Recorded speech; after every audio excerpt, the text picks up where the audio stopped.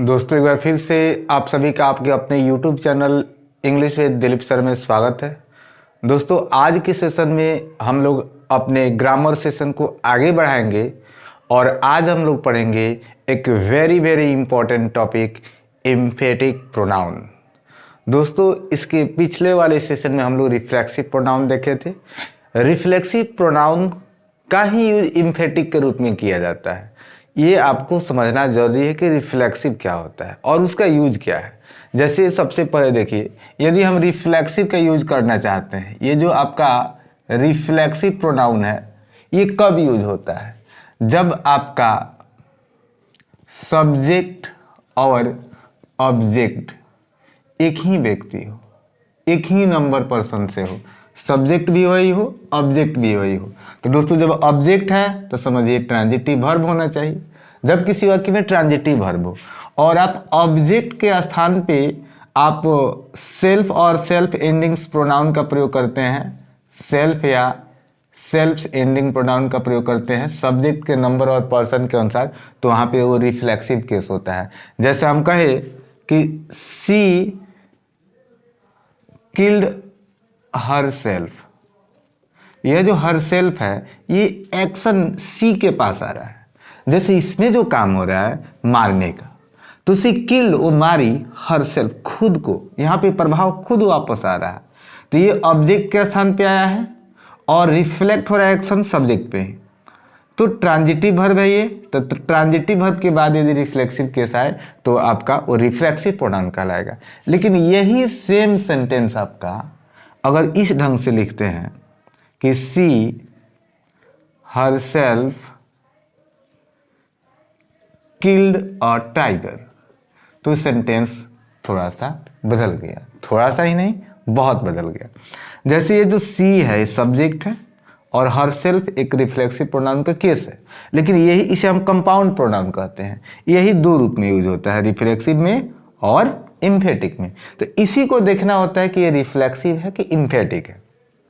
ये आपका है ट्रांजिटिव वर्ब और इसका है ये ऑब्जेक्ट। तो यहाँ पे ये जो है प्रोनाउन ये क्या कर रहा है, ये सिर्फ जोर डाल रहा है इस सब्जेक्ट पे, ध्यान दीजिएगा। लेकिन यहाँ पे जो प्रोनाउन है ये जो काम किया है इसने वापस इस पे लाने का काम कर रहा है। तो इसी से आपको ध्यान रखना है कि जब डूअर और ऑब्जेक्ट एक ही व्यक्ति, एक ही नाउन या प्रोनाउन हो, तो वहां पे आपका वो रिफ्लेक्सिव कहलाएगा। अर्थात जो रिफ्लेक्सिव प्रोनाउन होता है दोस्तों वो आता है आपका ट्रांजिटिव वर्ब के बाद और ऑब्जेक्ट के स्थान पर, और सब्जेक्ट के नंबर और पर्सन के अनुसार वो रिफ्लेक्सिव केस आता है। लेकिन जो एम्फेटिक होता है ना वो रिफ्लेक्सिव ही केस होता है, लेकिन वो ऑब्जेक्ट के स्थान पर नहीं आता है, सब्जेक्ट के तुरंत बाद आता है, आफ्टर द सब्जेक्ट और आफ्टर द ऑब्जेक्ट। सब्जेक्ट के तुरंत बाद आएगा या ऑब्जेक्ट के बाद आता है, उसे हम एम्फेटिक प्रोनाउन कहते हैं। ऐसे दोस्तों आप डेफिनेशन से और एग्जांपल के थ्रू इसे ज़्यादा अच्छा समझ पाइएगा। तो चलिए हम देखते हैं कि हमारा एम्फेटिक प्रोनाउन का दोस्तों डेफिनेशन क्या हो सकता है। तो दोस्तों आगे बढ़ने से पहले यदि आप चैनल पर नए हैं तो चैनल को सब्सक्राइब कीजिए और वीडियो अच्छा लग रहा है तो लाइक कीजिए और ज़्यादा से ज़्यादा शेयर भी कीजिए। देखिए दोस्तों, when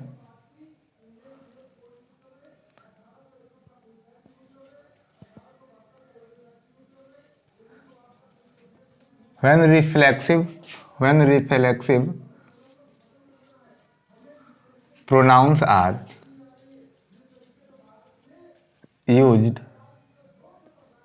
to emphasize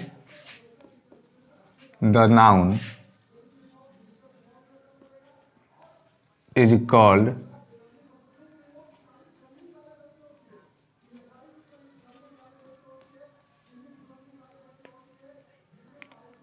when reflexive pronouns are used to emphasize the noun,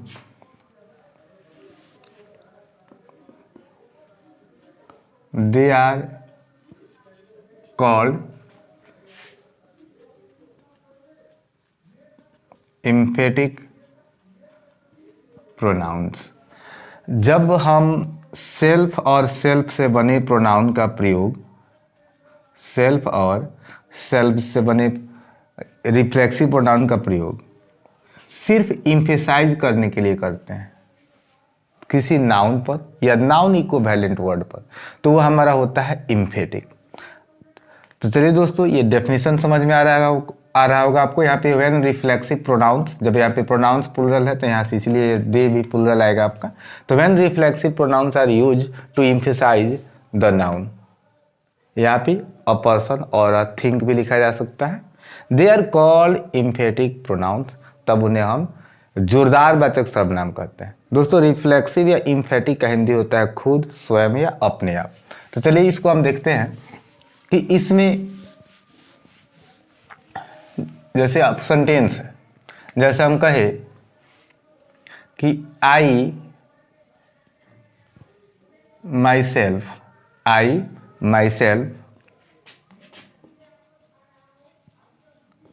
taught her, I myself taught her, और दूसरा सेंटेंस है कि आई टॉट माई सेल्फ। ध्यान से दोनों सेंटेंस को दोस्तों आप देखिएगा, तो ये है आपका सब्जेक्ट और ये है आपका वर्ब और ये है ऑब्जेक्ट। तो मैंने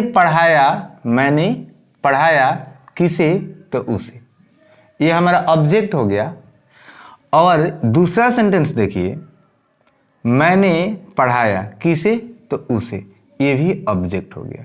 लेकिन ये जो ऑब्जेक्ट है ये सेल्फ से बना हुआ है, तो ये हमारा हो गया रिफ्लेक्सिव प्रोनाउन, क्योंकि सब्जेक्ट के नंबर और के अनुसार यहाँ पे माई सेल्फ है, तो ये हमारा है रिफ्लेक्सिव। लेकिन यहाँ पे देखिए, ये जो आपका माई सेल्फ है ये किस लिए है? यहाँ पे मैंने पढ़ाया तो किसको पढ़ाया? खुद को। किसको पढ़ाया? खुद को। तो ये हमारा कहलाएगा दोस्तों रिफ्लेक्सिव, क्या कहलाएगा? रिफ्लेक्सिव प्रोनाउन, खुद को पढ़ाया। लेकिन यहाँ हम सिर्फ इस नाउन के बदले जो आया है प्रोनाउन, ये सब्जेक्ट, इस पे जोर डालने के लिए यहाँ पे हम प्रयोग किया है। जैसे मैंने खुद उसे पढ़ाया, मैंने खुद उसे सिखाया। तो याद रखिएगा, यहाँ पे जो सेंटेंस से अगर हम इसको हटा दें तो इसका जो अर्थ है ना, मूल अर्थ, वो पूरा नहीं हो पाएगा। आई थॉट, मैंने पढ़ाया, अगर इसको हम नहीं बोल रहे हैं तो फिर अर्थ पूरा नहीं होगा। लेकिन इसको हम हटा दें तो इसका जो कोर मीनिंग है इस सेंटेंस का कोई प्रभाव नहीं पड़ेगा। आपको हिंदी समझ में आ जाएगा कि आई टॉट हर, मैंने उसे पढ़ाया।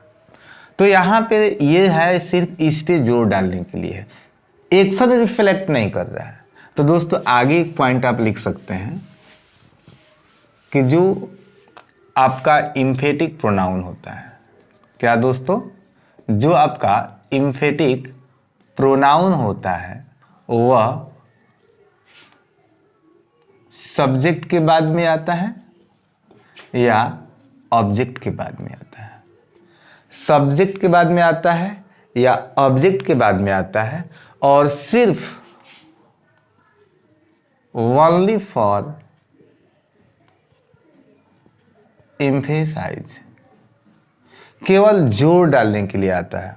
Only for emphasising, only for emphasise, तो केवल जोर डालने के लिए आता है। यहाँ पे दोस्तों इसको हम नाउन बना लेंगे, एम्फेसाइजिंग। केवल वह जोर डालने के लिए आता है, उसका काम एक्शन को रिफ्लेक्ट नहीं करना है। लेकिन वहीं पे आप रिफ्लेक्सिव प्रोनाउन का बात करें तो वह एक्शन को रिफ्लेक्ट करता है अपने आप। तो चलिए दोस्तों आगे हम कुछ एग्जाम्पल्स लेंगे, एग्जाम्पल्स आपके सारे डाउट्स को करेंगे क्लियर।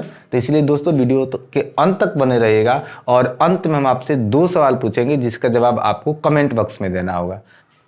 दोस्तों अब आपके सामने कुछ सवाल है, और ये सवाल ही आपके कॉन्सेप्ट को चेक करेंगे कि कितना आप अच्छा से इम्फेटिक और रिफ्लेक्सिव को समझ पाए हैं। तो दोस्तों अब देखते हैं हम सवाल को। जैसे यहाँ से हम शुरू करेंगे ताकि हमको समझाने में सुविधा हो कि ही हिमसेल्फ टोल्ड मी। यहाँ पे दोस्तों ये जो हिमसेल्फ है ये कौन सा प्रोनाउन है? रिफ्लेक्सिव है कि इम्फेटिक? तो यहाँ पे आप देखिएगा तो ये सब्जेक्ट के तुरंत बाद आया है और वर्ब के पहले। तो जब कोई सेल्फ और self ending pronoun after the subject and before the verb आए तो समझिएगा वो आपका है इम्फेटिक। तो the given sentence is in emphatic sentence, ये आपका इम्फेटिक प्रोनाउन है, याद रखिएगा। क्यों? क्योंकि सब्जेक्ट के बाद आया है। एक्शन हो रहा है और एक्शन का प्रभाव इस पे पड़ रहा है। जैसे उसने खुद मुझे बताया, तो खुद, ये खुद स्वयं अपने आप सिर्फ इस प्रोनाउन पे जोर डालने के लिए आ रहा है। तो यहाँ पे आपका क्लियर हुआ दोस्तों। ये अगला सेंटेंस है, देखिए क्या होगा। I can prove my self innocent in this case. मैं इस मामले में खुद को निर्दोष साबित कर सकता हूं। प्रूव मीन्स होता है साबित करना, तो कुछ साबित करेंगे ना, तो ये ट्रांजिटिव वर्ब हुआ। ये इसका ऑब्जेक्ट है। तो देखिए इसका सब्जेक्ट, तो दोस्तों सब्जेक्ट और ऑब्जेक्ट एक है। यहाँ पे आप मी नहीं लिख सकते हैं, गलत हो जाएगा। माई सेल्फ लिखिएगा या दूसरा ऑब्जेक्टिव किसका प्रोनाउन आप यू लिख सकते हैं, हिम लिख सकते हैं, चलेगा। ये ऑब्जेक्ट के स्थान पे आया है, सब्जेक्ट ऑब्जेक्ट एक है, तो दोस्तों ये हुआ आपका रिफ्लेक्सिव प्रोनाउन। अब दोस्तों